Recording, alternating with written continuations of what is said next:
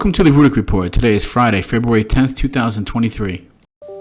On Wednesday, Pulitzer Prize-winning journalist Seymour Hersh released a bombshell report that implicated the United States in the destruction of the Nord Stream 2 pipeline in September of 2022.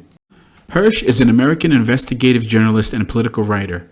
He first gained recognition in 1969 for exposing the My Lai massacre and its cover-up during the Vietnam War, for which he received a Pulitzer Prize. During the 1970s, Hersh also covered the Watergate scandal for the New York Times and revealed Operation Menu, the clandestine bombing of Cambodia. In 2004, he reported on the U.S. military's mistreatment of detainees at Abu Ghraib prison. He also won several awards for his work over the years. To say that he is world-renowned would be an understatement. This report is based on the report provided by Hersh, and according to Hersh's sources, the attack on Nord Stream 2 pipeline was carried out by the U.S. Navy, CIA, and the Norwegian Navy, with information being passed on to Danish and Swedish government officials. Hersh claims that explosive charges were planted during the Bolt Ops war games in June of 2022. According to Vice Admiral Gene Black, commander of the U.S. Sixth Fleet and Naval Striking and Support Forces of NATO, Bolt Ops tested our collective readiness and adaptability while also highlighting the strengths of our alliance and resolve in providing a maritime domain with freedom of navigation for all. Hersh went on to say that the explosives that were planted were set off 3 months later. Hersh published a report on Substack on Wednesday in which he stated that the United States, specifically elements in the CIA, the U.S. Navy, and the White House, planted C4 explosives on the Nord Stream pipeline that were later detonated. The entire report was based on a single anonymous source who allegedly went into detail about the planning process and implicated several top officials. Hersh's allegations sparked a war of words between his supporters and the White House, who denied his claims, calling them fiction. Many mainstream media outlets have not picked up the story, which is no surprise. Of course, there is no major outlet that said that they would try to corroborate or verify his claims.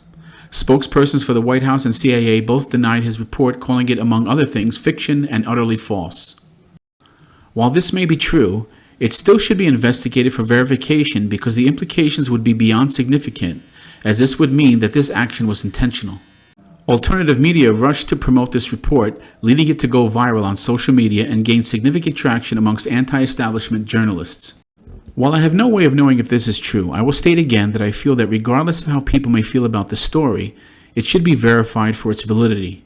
Let's not forget, as reported by Reuters, that U.S. President Joe Biden said on February 7, 2021, and warned that if Russia invades Ukraine, there would be no Nord Stream 2, but did not specify how he would go about ensuring the controversial pipeline would not be used.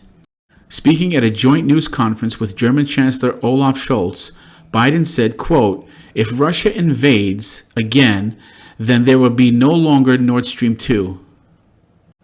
We will bring an end to it." When asked how he would do that, he responded, "I promise you that we will be able to do it."